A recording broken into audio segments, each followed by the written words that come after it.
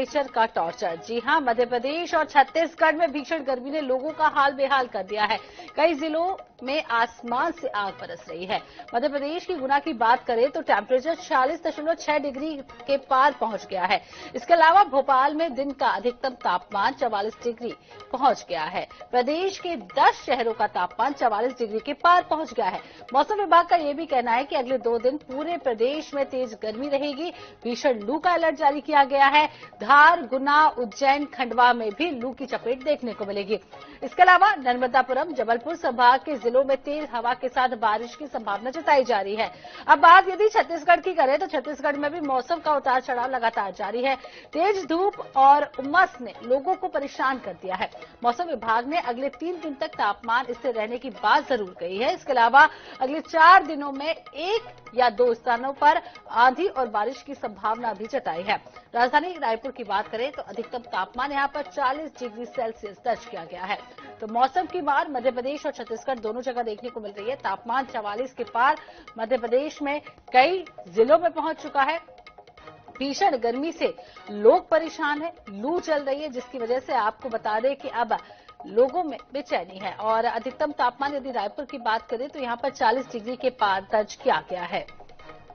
तो लू की चपेट में कई लोग आ रहे हैं, बीमार भी हो रहे हैं। अस्पतालों में भी आपको बता दें यहां पर मरीजों की लाइनें देखने को मिल रही है। तो भीषण गर्मी का कहर मध्य प्रदेश और छत्तीसगढ़ दोनों राज्यों में देखने को मिल रहा है और रिकॉर्ड तोड़ गर्मी मध्य प्रदेश में इस बार हो रही है, जहां पर पारा 44 और 46 डिग्री तक पहुंच चुका है। वहीं कुछ इलाकों में आंधी और बारिश की संभावना भी मौसम विभाग ने दिखाई है।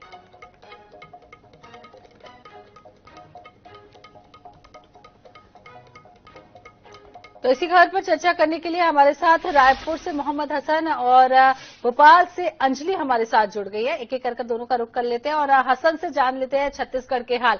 हसन, जिस तरीके से रायपुर में अब गर्मी इतनी ज्यादा बढ़ गई है कि लोग बेहद परेशान हैं, मौसम विभाग का क्या कहना है? कब तक, क्योंकि कहीं ना कहीं अभी कुछ दिन पहले खबर आई थी कि इस बार मानसून भी जल्दी आ सकता है, तो कब राहत मिलेगी इस गर्मी से?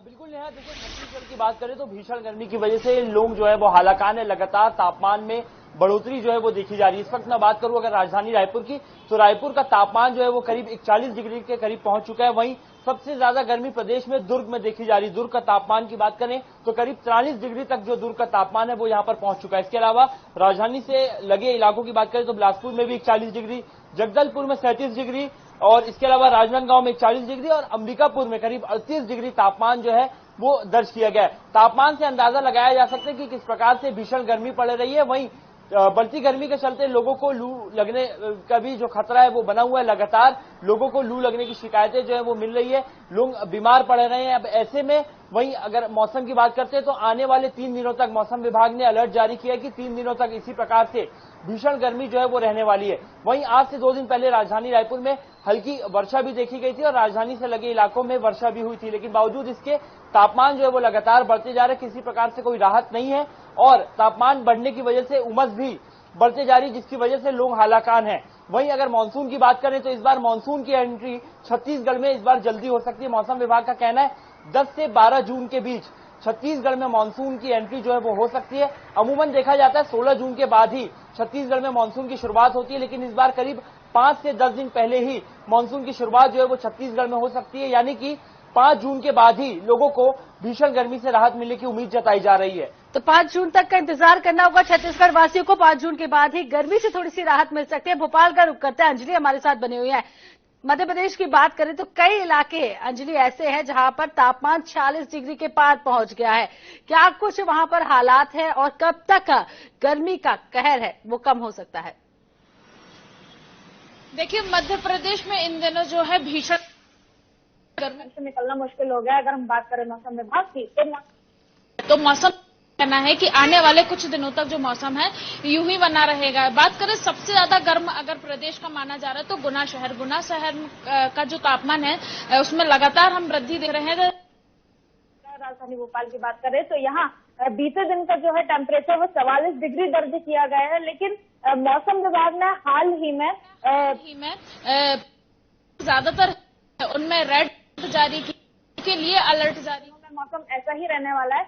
कि बीते दिन में हमने देखा कि जो छिंदवाड़ा, पांडुरना और बालाघाट साइड के जो क्षेत्र है वहां पे हल्की बूंदाबांदी दर्ज की गई, जिसके चलते जो है मौसम जनता को गर्मी से तो राहत मिली, लेकिन बारिश होने के बाद, बूंदाबांदी होने के बाद उमस से जो है लोग लगातार परेशान है।